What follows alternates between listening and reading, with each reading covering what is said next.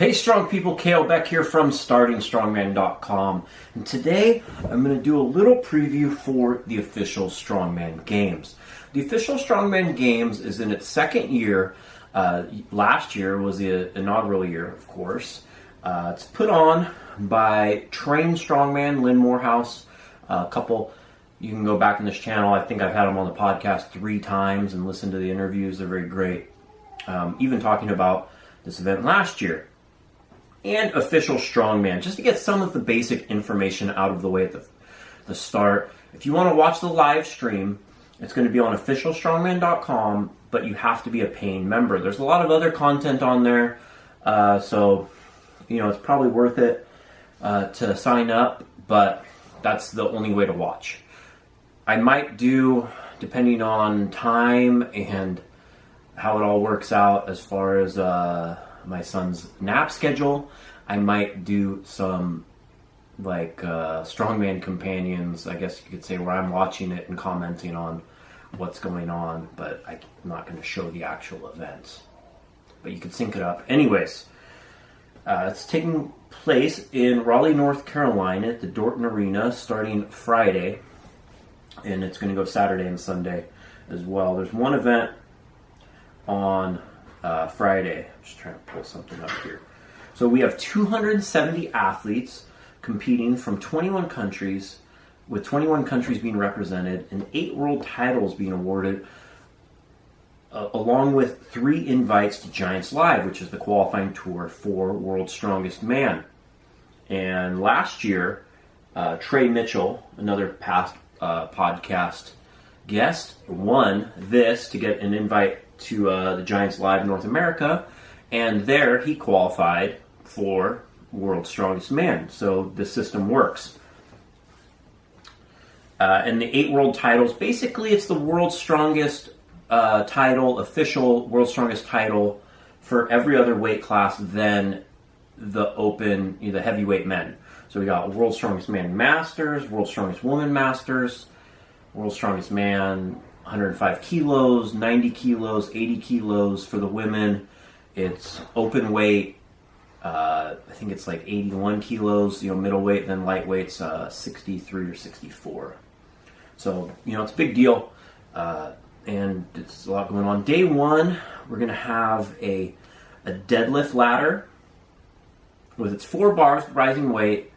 They kind of go, it's like, instead of just doing, it's kind of like a medley, but there's just 1, 2, 3, 4 with the weights rising. I'm not going to go over every weight for every division because there's just so many different classes that this would make this video longer than normal. But just some quick, I'll just say what the heaviest weight. It ends at 585 for 80 kilo, which I'd say is slightly on the light side considering we did, when I competed at the Arnold 5 years ago now, 585 deadlift was one of the middle events in a medley. For 198 men, it's 675. 231 men, 765. Open weight, 855, which seems pretty good. Masters, 765. For the women, lightweight, 405, 475 for middle, and 515 for open, 405 for masters. So there's some of the athletes, they're going to struggle to get all of them, and then a few are just going to make it look crazy like speed work. And I don't think there's anything wrong with that. I think it'll be pretty entertaining to the crowd. I think some of the people might be able to finish in sub 10 seconds, like Rianne, hopefully I'm saying the name right, Lovelace of England, who's probably one of the best deadlifters in the world, definitely pound for pound.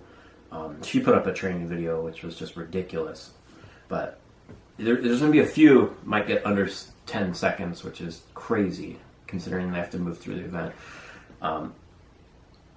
That's the day 1. That's the only event on day 1. So they get a deadlift, then they recover and do day 2, which starts off with the Cerberus sandbag throw, which will soon be available at store.startingstrongman.com once those start coming in. 4 sandbags going. The weight goes up as you go. For the women, it's I think the height's 13. For the men, it's a 15-foot bar. Fun event. We're seeing a lot of sandbag throws pop up. This tends to happen in Strongman, where the Arnold Pro Strongman contest has an event, and 1 to 2 years later, it kind of it becomes popular throughout every other, through other major amateur contests, and I wouldn't say this is an amateur contest, but other contests kind of catch on. The Arnold Pro always sets a trend for the next 2 to 3 years in strongman. So what are we going to see next year? A lot of Husafeld, natural Husafeld stones coming up in 2020, 21. If we go by history, that's how it would happen. Fun event. I think a lot of the athletes are going to struggle. For the open weight men, the top one is 55. It requires a lot of precision for these kind of events. The third event, which is the second event on day 2, is overhead medley, 4 implements, log, axle, circus dumbbell, keg. And then the last event is a wheelbarrow loading race. They're going to carry a keg down, load into a wheelbarrow, move the wheelbarrow, pick up like a Husafeld stone, throw it in, move it down, pick up a sandbag, throw it in, and then finish the wheelbarrow. Definitely a lot of medleys. And then day 3, after day 3, top 10 get cut off. It goes down to top 10, and then it gets normalized, and we have a yoke and a sandbag carry. And I really like this event because you're carrying a yoke down, then you have to go all the way back, get a sandbag, and then come back and put it over your yoke. So this kind of really, you're doing it over your own yoke height.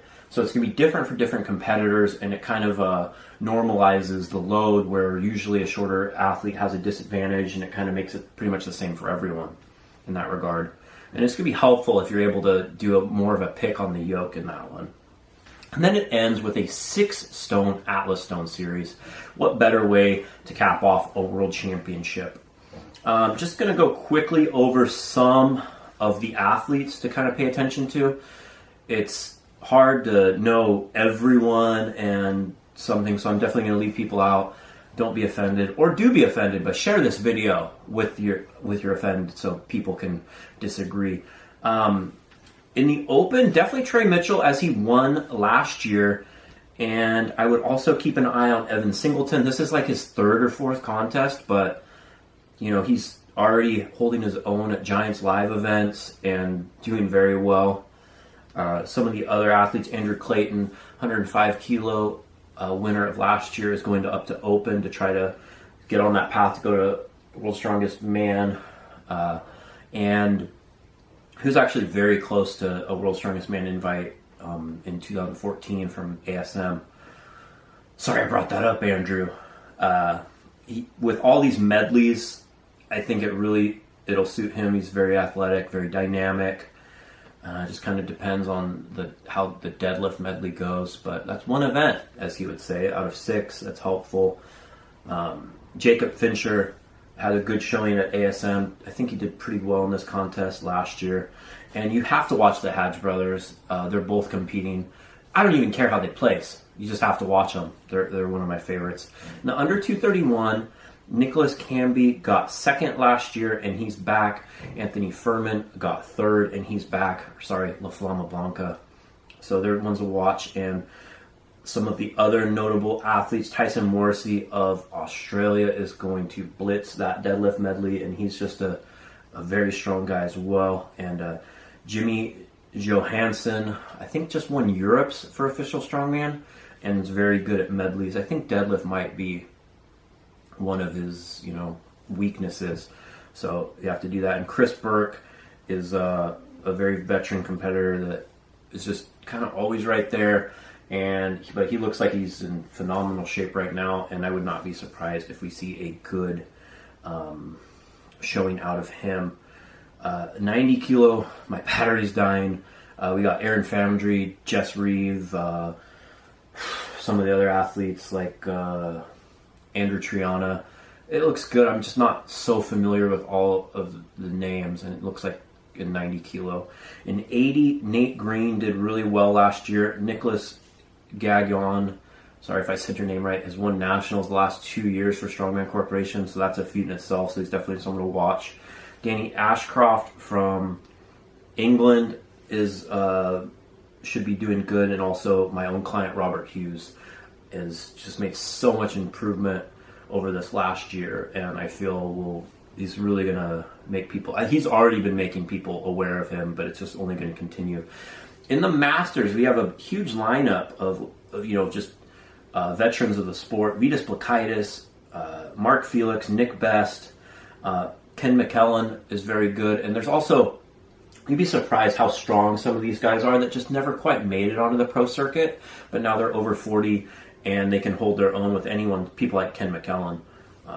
In the Open, returning champion Donna Moore, Kristen Rhodes, Andrea Thompson she's so fast with her yoke and other things. As long as she stays technically proficient, I wouldn't even be surprised if she won, or any of those three women won. And my own client Jessica Fiffen has had a little bit of trouble in her training, but she's always there and she keeps improving. And there's just, along with everyone, of course I'm not mentioning everyone.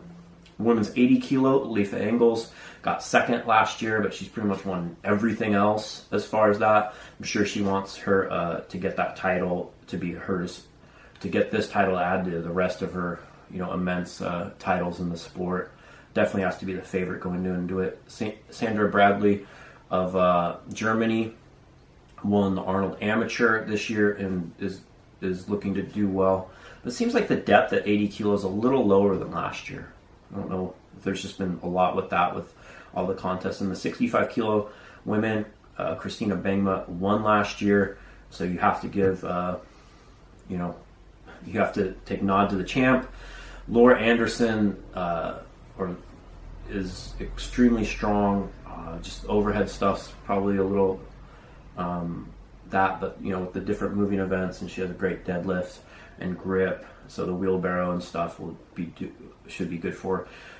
Farah Fonseca of England won strongest woman in the world and is definitely a threat. Jessica Thieker, Canada as well, who I believe got second as strongest woman in the world and placed well at this event last year. And also Rhiannon Lovelace of England I think she had last year she was a little inexperienced in strong woman and just made a couple mistakes, but she's definitely strong and she has a whole nother year, and it looks like her training just looks really good, so she should be up there, and definitely watch her deadlift medley. My battery's dying. I got stuff to do. Thanks everyone for watching. You want to please subscribe or listen to the audio version just download it, subscribe at Strong Talk Podcast, subscribe to YouTube, and go to startingstrongman.com for all of your news and information on the sport. And if you want to support what I do and have more of this happen, go to patreon.com/startingstrongman to become a supporting member. As little as $2 a month.